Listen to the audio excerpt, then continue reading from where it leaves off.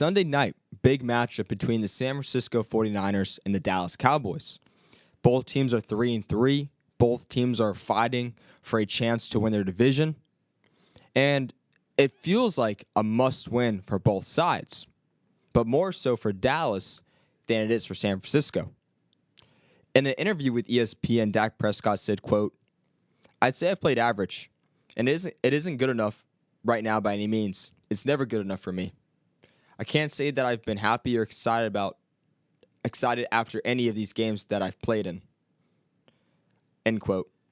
Yeah, Dak Prescott, he's been average. 1,600 passing yards in 6 games, 9 touchdowns, 6 interceptions. Nothing spectacular. But playing average is good when you're surrounded by below average. Rico Dowdle is his running back 1. Zeke Elliott was supposed to be the savior of this team at 30 years old and past his prime. Their number 2 wide receiver is Jalen Tolbert. Their defense is a disaster class. They lost Dan Quinn and everything hit the fan. Micah Parsons is questionable to play against San Francisco. There's really nothing appealing about this Dallas Cowboys team. So yes, it's fair to say that Dak's played average, but given what he's had around him, what else is he supposed to do? There's not much room to it. But what I will say about this Dallas Cowboys team, whether you agree with the Dak Prescott extension or the CeeDee Lamb extension, they have addressed the two biggest needs for the future of any NFL team. The left tackle and the defensive end always gets all the love, right, of being the premier positions that you need outside of a quarterback. But in today's age, wide receiver is pretty dang important. Jay Jettis is making Sam Darnold good. Like I said in last segment, Cooper Kupp and Puka Nacua are elevating an entire offense with Matthew Stafford.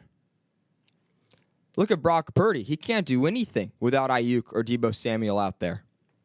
Joe Burrow, T. Higgins, Jamar Chase. You can go down the list of elite quarterbacks, and every single one of them have a great wide receiver alongside them.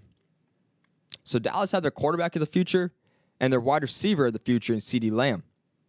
And this season might be a throw-in, right? Waving the white flag.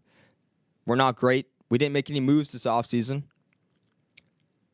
But I think it's setting up for something bigger for Dallas in the future. A lot of contracts can be coming off the books. Maybe you move off of Zach Martin, who's making $16 million at right guard, because Dallas has a tremendous history of drafting, and their center, Cooper Beebe, can move to right guard, and you can just insert a center. Yes, Dallas hasn't played great this season, but they had the foundation set for years of success, and I truly do believe that. Micah Parsons might have to be gone, might have to trade him, acquire some draft capital, because paying 3 players close to $150 million in salary cap is a bit extreme, but the foundation is there. And as a Cowboys fan, that should give you hope. Yes, it's all about win now, but you've won 12 games in the regular season, 3 years in a row. And what has that gotten you? Nothing. You haven't won a playoff game. Something has to change. And so, yeah, you might be having to die on your sword this season and say, man, we really stunk it up. Jerry Jones really messed up. Mike McCarthy was terrible at coaching. But you got to change it up. I mean, as weird of an analogy this sounds, look at the Los Angeles Lakers.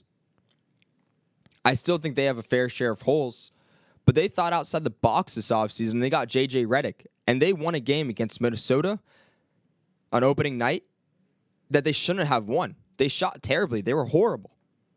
But they thought outside the box, and they got creative. What does Dallas need to do? They have the foundation. They have their quote-unquote LeBron and AD and CeeDee Lamb and Dak Prescott. Now they need to think outside the box, find the right pieces to fit along these two, and get creative, whether that's the players or the coaches. Yeah, it's not normal for teams to trade a defensive player of the year like Micah Parsons. But if that's what it takes to be a team that can win in the playoffs, then by all means do it.